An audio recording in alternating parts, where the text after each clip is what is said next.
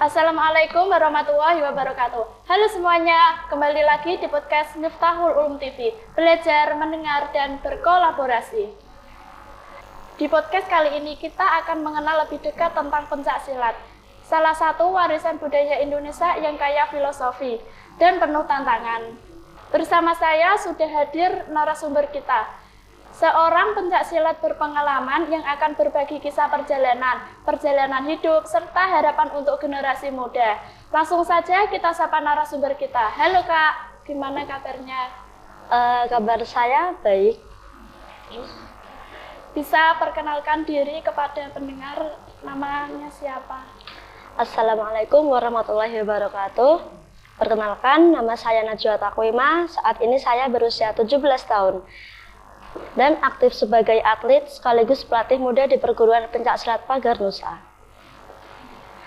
Bagaimana awalnya kakak mengenal Pagar Nusa?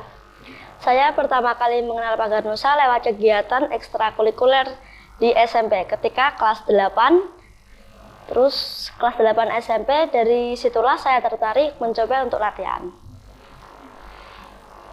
Kakak ikut Pagar Nusa sudah berapa tahun? Saya mengikuti pencaksilat Pagar Nusa sudah kira-kira 3 tahun. Apa motivasi terbesar kakak untuk bergabung dengan Pagar Nusa?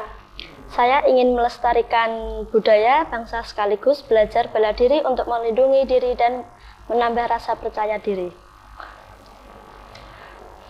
Mengapa akhirnya kakak memilih Pagar Nusa dibandingkan perguruan silat lainnya?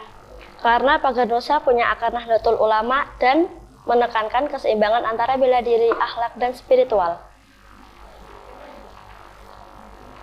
Bisa diceritakan sejarah singkat berdirinya Pagar Nusa? Pagar Nusa berdiri resmi pada tanggal 3 Januari 1986 di Surabaya sebagai wadah silat NU, menggabungkan berbagai aliran pencaksilat tradisi pesantren. Siapa sih guru yang paling menginspirasi dari masa awal latihan kakak? Guru besar kami, Kiai Haji Hasan, sangat menginspirasi dengan kesabaran dan keteladanan beliau. Bagaimana pengalaman pertama kali kakak latihan? Pertama kali latihan rasanya kaget karena gerakan dasar terlihat mudah, tapi ternyata butuh kelenturan. Kejuaraan pertama membuat saya deg-degan sekaligus bangga. Apa sih tantangan terbesar di awal belajar ikut silat? Kesulitan menghafal jurus dan menjaga stamina saya atasi dengan latihan rutin dan menjaga pola makan. Bisa dijelaskan jenis jurus apa saja yang ada di silat? Di Pagar Nusa kami mempelajari jurus dasar yang menekankan ketepatan langkah, kuda-kuda, dan serangan cepat. Bagaimana reaksi keluarga kakak? Reaksi keluarga saya waktu itu ya awalnya kaget. Habis itu lama-lama itu awalnya kaget, saya nggak dibolehin, nggak dapat izin. Lama-lama ketika mereka semua udah tahu aku ikut silat, terus kan ikut pernah lomba gitu, ikut lomba menang kejuaraan, habis itu dapat restu dari orang tua. Gitu. Lomba dapat juara berapa? 2. Apakah ada cerita pengalaman paling berkesan selama berlatih atau bertanding? Ketika tampil di Festival Budaya Internasional dan melihat penonton mancanegara kagum pada seni silat. Apakah kakak pernah mengikuti kompetisi dan bagaimana perasaannya? Saat menegangkan, tapi begitu berhasil meraih medali, rasa puasnya luar biasa. Apakah kakak pernah mengalami cedera atau kegagalan? Ya, saya pernah tergilir pergelangan kaki. Dari situ saya belajar pentingnya pemanasan dan mendengar sinyal tubuh. Selama belajar silat, pengalaman apa yang paling menantang? Pengalaman yang paling menantang yaitu mengikuti kejuaraan nasional dan membuat saya lebih percaya diri dan disiplin dalam manajemen waktu. Bisa diceritakan suasana dan rutinitas latihan pencak silat dari awal sampai akhir saat latihan? Gimana ya? Pengalaman Waktu latihan.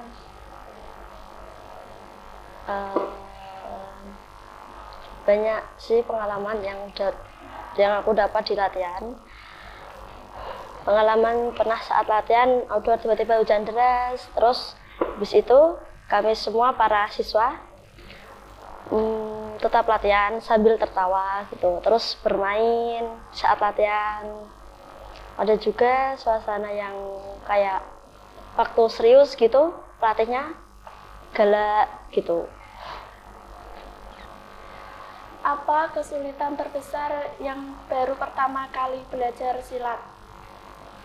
Kesulitan terbesar belajar pertama kali silat yaitu mengenal jurus. Bisa dijelaskan jenis jurus apa saja yang utama dipelajari waktu pencak silat? Ada pertama kali yaitu belajar jurus SDA, SDP, SMPA, SMPB, SMA. Terus habis itu ada jurus baku, terus ada kayak seni gitu.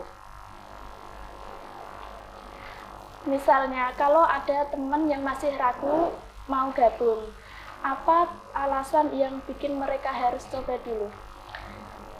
Saran saya coba dulu minimal 1 bulan, terus habis itu nanti akan merasakan peningkatan fisik, mental, dan persaudaraan yang kuat. Bagaimana perasaan kakak saat pertama kali berhasil menguasai satu jurus? Perasaan saya waktu itu merasa senang, bangga, terharu, kayak nggak nyangka aja gitu kalau bisa ngelewatin satu jurus itu. Bagaimana pengalaman pertama kali ikut latihan bersama senior? Pengalaman saya waktu itu pertama kali bersama senior rasanya deg-degan banget. Apa sih itu makna dari pagar nusa atau pencak silat? Makna dari pencak silat atau pagar nusa yaitu bukan sekedar untuk membela diri, tetapi juga seni, disiplin, dan jalan untuk melatih kesabaran. Bagaimana pengalaman pertama kali kakak tampil di depan umum dalam sebuah acara silat? Waktu itu perasaan saya takut, terus habis itu campur aduk ada takut, deg-degan, takut kalau nggak berhasil.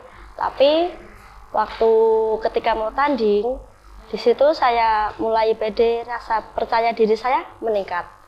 Di situ selesai tanding, saya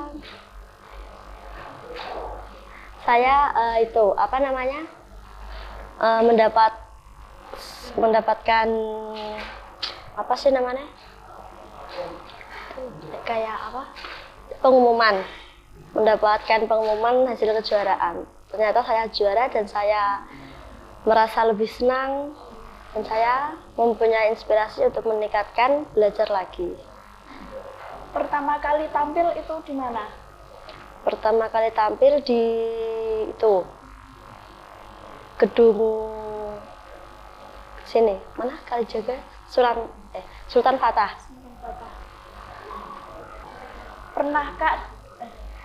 Pernah nggak waktu pencak silat itu mengalami kelelahan? Ya pernah sih. Semua latihan atau semua pencak silat pasti ada yang nama rasa lelah gitu. Semua orang pasti pernah mengalami. Kalau boleh tahu kakaknya itu waktu lomba di bagian apa? Waktu saya lomba itu di bagian seni. Seni yang berupa itu, seni tunggal. Bisa diceritakan satu pengalaman kebersamaan bersama teman-teman waktu waktu latihan. Pengalaman bersama teman-teman yaitu waktu itu latihan malam-malam dan di situ nggak ada orang, cuman aku cewek terus ada temanku cowok. Pengalaman itu waktu itu cuaca mendung, habis itu nggak taunya di tengah-tengah latihan hujan deras. Akhirnya kita semua yang para siswa lanjut untuk latihan.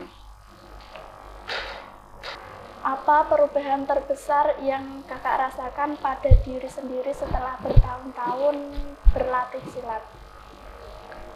Yang saya alami? Iya. Perubahan yang saya alami setelah bertahun-tahun latihan silat, saya menjadi lebih percaya diri, mempunyai rasa pede. Kalau boleh tahu alasan kakak mengikuti Pagar Nusa atau Pencak Silat apa? Nggak ada alasannya sih, waktu itu kan pertama kali SMP kelas 8. Nggak ada niat untuk mengikuti pencak silat. Habis itu ada tawaran dari teman. Dia bilang gini, ayo ikut latihan silat.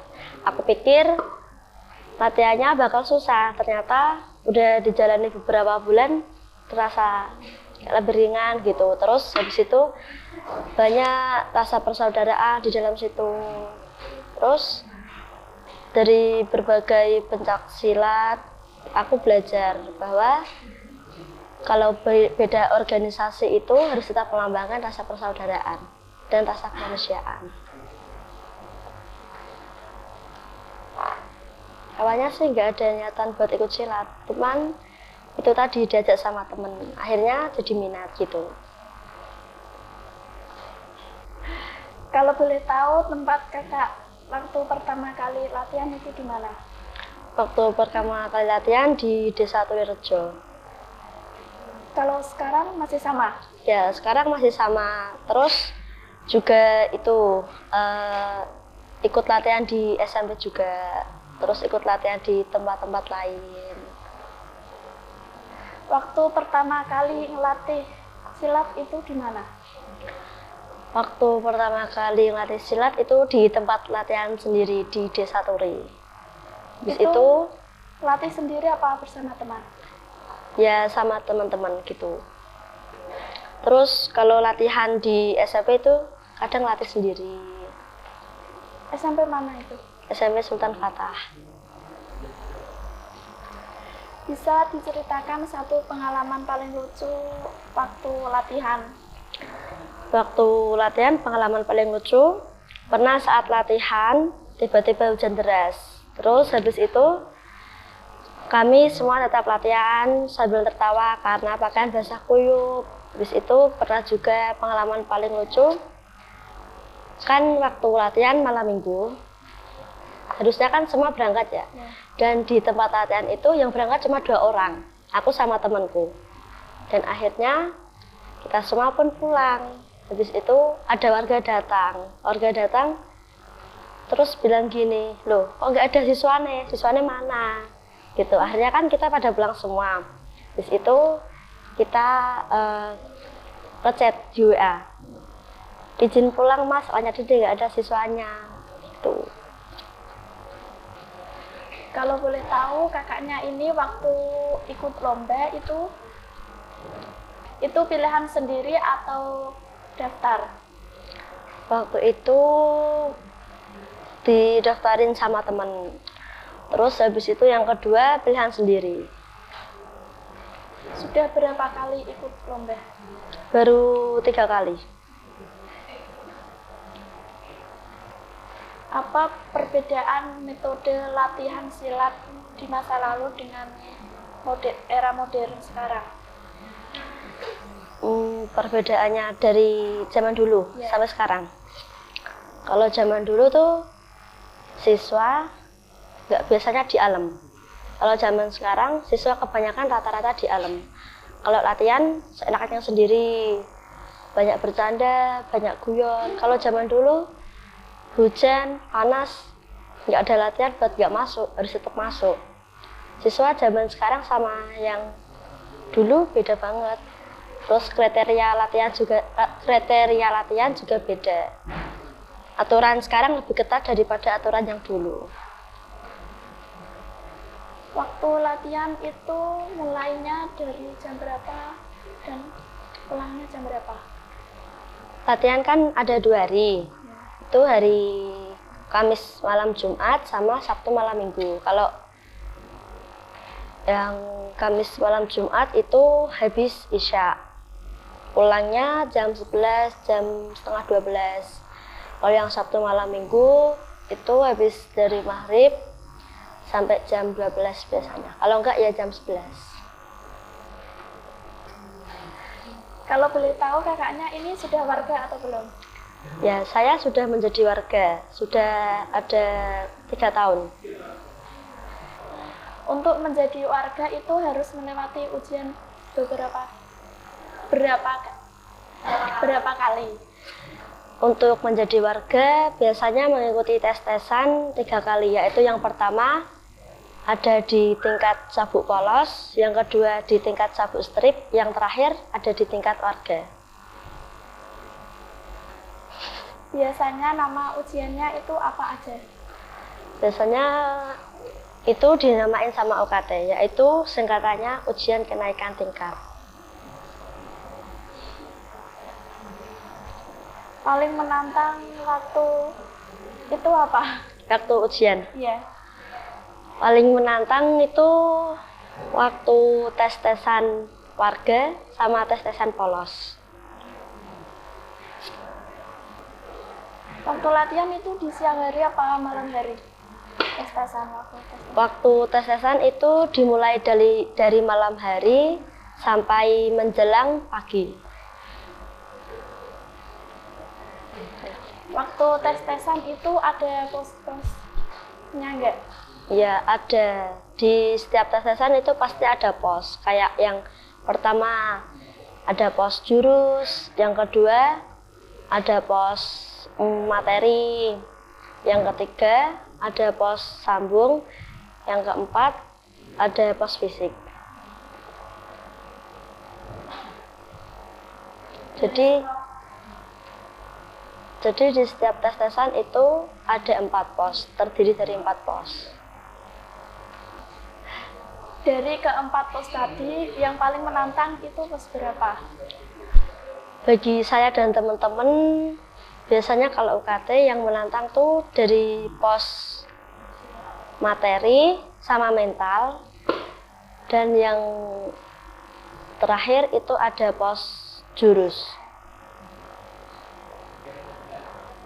Alasannya apa kok menantang? Karena ya pertama, kalau di pos jurus ketika kita nggak hafal, kita bakalan kayak apa ya, seperti ditendang, dipukul gitu. Habis itu kalau nggak gitu dibuat bercanda tapi itu kayak gimana ya, kayak disuruh tanya sama mbak ini gitu, diputar-putar. Habis itu kalau nggak bisa dimarahin. Kalau yang di pos mental sama materi biasanya tuh lebih menantang, soalnya di dalam situ isinya materi. Terus jadi kan kalau kita nggak hafal materi ya kita nanti dapat marah. Itu yang pertama, dapat marah. Yang kedua, kita nggak dapat nilai. Terus yang ketiga, kita disuruh kayak ngulang lagi gitu. Biasanya sih dapat ancaman. Ancamannya kayak gini, kayak semisal nggak bisa materi ya, terus biasanya warga bilang gini, kalau kamu nggak bisa materi berarti ujianmu nanti nggak lulus, harus ngulang dari awal lagi. Tapi ngulangnya itu nggak dari pos 1, ngulangnya itu dari nanti tahun depannya akan datang. Dari ketiga tes-tesan itu yang menurut kakak paling menantang itu tes apa? Tes-tesan apa? Menurut aku waktu paling menantang itu ada di tes-tesan waktu siswa di sabuk polos sama yang terakhir di ujian kenaikan tingkat warga. Kenapa kok menantang alasannya? Karena kan gini ya, kita latihan, terus kita belum tahu apa itu UKT. Yang namanya siswa pasti kan takut kalau pertama kali ketemu penguji-penguji atau pelatih-pelatih yang dulu-dulu kan. Terus habis itu waktu tesesan siswa itu yang paling menantang sih bagi aku. Karena kayak kaget gitu rasanya kan, deg-degan, terus campur aduk kayak kaget, mau pulang rasanya.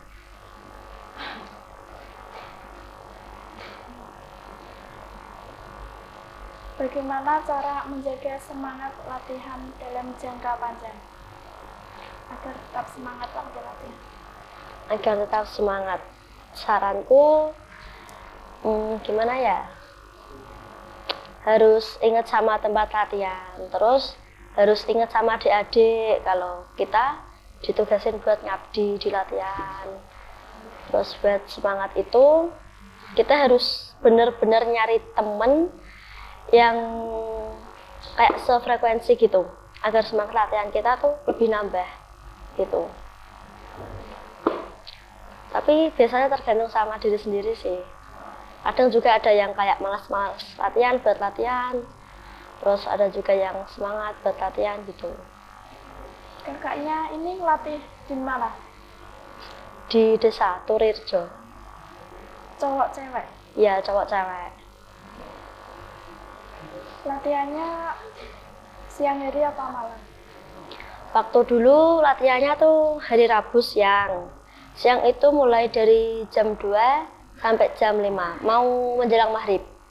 Kalau sekarang kan diganti karena warga-warga sekarang kan itu pada sibuk, ada yang sekolah, ada yang kerja gitu. Terus siswanya juga kalau yang siang biasanya kan ada sekolah.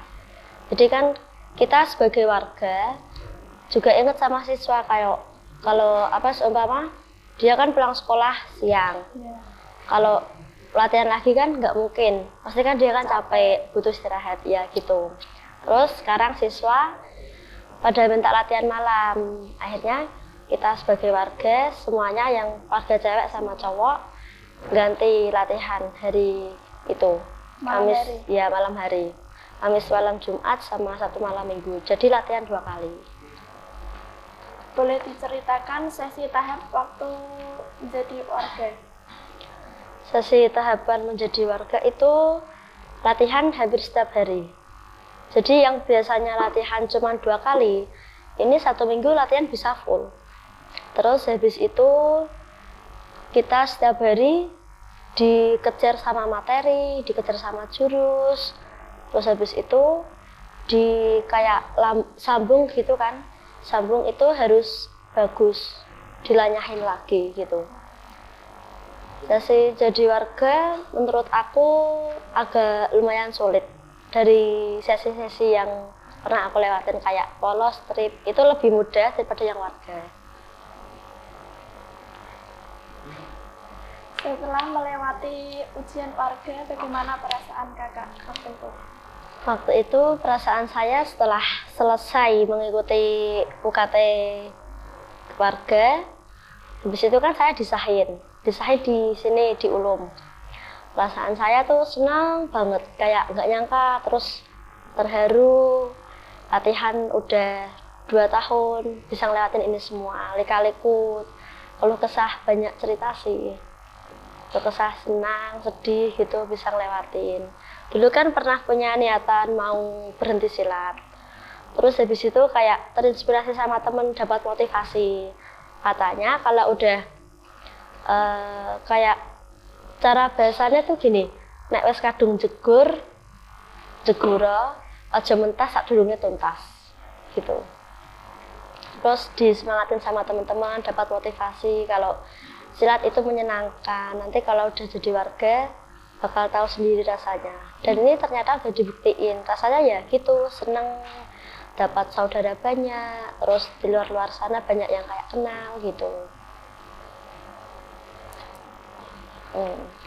Kalau boleh tahu, apakah ada pelatih tetap? Waktu aku jadi siswa, di usia aku yang masih jadi siswa, belum jadi warga ya, Itu pelatih belum ada yang tetap. Karena alasannya waktu itu pada merantau, pada kerja, pada sekolah, pada sibuk sama urusan sendiri-sendiri. Ya. Terus kalau semenjak ini aku jadi warga sama angkatanku semua, itu udah ada pelatih tetap. Gitu. Pelatihnya ya kayak aku sama teman-temanku yang lain gitu. Apa yang membuat kakak terinspirasi untuk mengikuti pencaksilat? Karena apa ya, pikirku dulu kan waktu usia masih kecil ya, kelas 8 SMP kan masih belum labil-labilnya lah. Terinspirasi gara-gara kayak di FYP TikTok gitu kan, silat tuh bagus gitu, seninya tuh bagus. Terus habis itu terinspirasi dari teman juga, teman-teman udah jadi warga gitu kan, ya udah kayak foto pasang gitu. Terus habis itu terinspirasi lagi, diajak sama teman, katanya silat itu menyenangkan. Habis itu ya aku buktiin kan, ternyata bener silat itu menyenangkan banget bagi aku tuh. Kalau boleh tahu momen apa yang tidak terlupakan waktu latihan? Waktu itu pernah latihan pulang malam jam 11:30 dan di latihan situ dapat materi fisik, sambung, habis itu kayak dapat apa lagi ya, kayak di tes gitu mentalnya. Waktu itu masih siswa sih, terus dapat kayak minuman jamu gitu. Tuh jamunya kayak berupa daun kates. Terus itu kan minumnya diminum bareng-bareng gitu. Kalau seumpama kayak apa itu jamunya diutahin gitu kan, nggak boleh, harus diminum lagi. Sampai habis? Ya sampai habis. Kan itu jatah minumnya kan sampai habis. Kalau itu dimutahin, biasanya itu disuruh minum sendiri gitu. Terus ada juga sih momen yang nggak terlupain itu waktu hujan. Waktu hujan, basah kuyup. Yang lain kan pada minta udah aja latihannya gitu. Tapi aku sama teman-teman maunya lanjut. Terus habis itu ada juga waktu itu sih aku kan ulang tahun. Ulang tahun tuh nggak tahu ya, tiba-tiba tuh disuruh ke latihan. Katanya ada acara di latihan sama ketua yang di latihan gitu. Terus habis itu kalau aku nolak kan kayak nggak enak ya. Akhirnya aku datang ke latihan. Habis itu latihan sebentar itu cuman apa ya, fisik. Latihan sebentar cuman fisik. Habis itu duduk. Terus kan di tempat latihan kan kayak terang gitu, nggak tahu kenapa tiba-tiba tuh mati lampu. Ya mati lampunya dimatiin. Habis itu dapat prank. aku di prank sama orang-orang gitu, sama wargaku, sama teman-teman di prank gitu, kayak aku dimarahin di situ. Terus nggak ada temen sama sekali.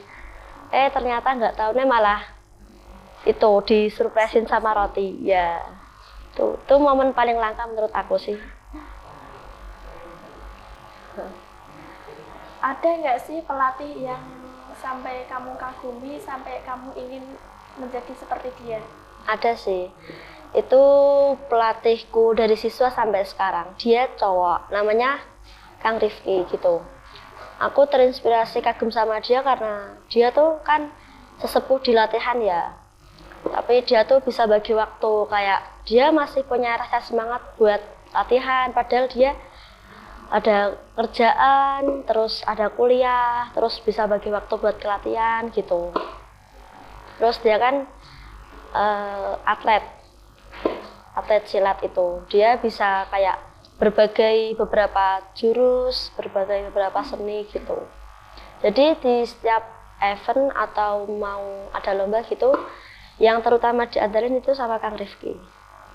Yang ngajarin itu mesti sama Kang Rifki gitu. Terus makanya aku terinspirasi sama dia, soalnya kayak hebat banget gitu kan, bisa menguasai beberapa jurus teknik ya di berbagai macam gerakan, terus bisa membagi waktu gitu. Gak semua warga bisa bagi waktu buat pelatihan. Pesan apa sih yang ingin kakak sampaikan untuk generasi muda yang mau ikut belajar? Pesan untuk generasi muda yaitu jangan pernah lupakan budaya sendiri. Pencak silat adalah warisan leluhur dan sarana membentuk karakter yang tangguh dan berakhlak gitu. Teman-teman, luar biasa sekali ya cerita yang sudah kita dengar hari ini, dari perjalanan panjang, filosofi hingga tantangan, dan harapan untuk masa depan pencak silat. Semoga podcast ini bisa menjadi inspirasi bagi kita semua untuk terus menjaga warisan budaya bangsa dan menjadikannya kebanggaan dunia. Terima kasih banyak kepada Kak Najwa yang sudah menyempatkan waktu untuk datang ke sini. Dan terima kasih juga kepada teman-teman yang sudah menyimak. Jangan lupa terus dukung dan lestarikan budaya Indonesia. Sampai jumpa di podcast selanjutnya. Salam olahraga, salam pencak silat. Assalamualaikum warahmatullahi wabarakatuh.